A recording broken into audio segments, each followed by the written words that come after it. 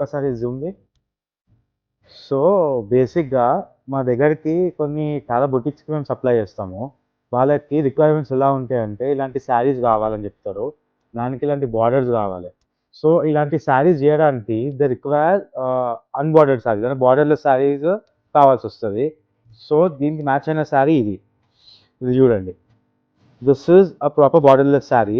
మీరు లిటరల్లీ ఈ శారీ తీసుకొని మీరు డైరెక్ట్ వర్క్ చేపించారనుకోండి, మీకు చాలా తక్కువలో మీకు చాలా రాయల్ శారీ వచ్చేస్తది మీకు. కింద మీకు ఆ బార్డర్ యాడ్ చేపించుకొని జర్దోజీ వర్క్ మీరంతలో మీరే యాడ్ చేపించుకున్నారనుకోండి, మీకు చాలా తక్కువలో వస్తది.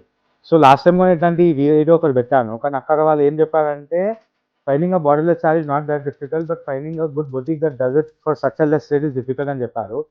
సో, మేమేమనుకున్నామంటే, మీకు ఒకవేళ ఇంట్రెస్ట్ ఉంటే we can get the border done for you.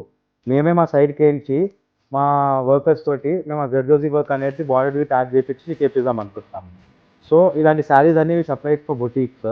మీకు కూడా ఇలాంటి శారీస్ కావాలంటే where to come Kamakshi silk Kendra habits.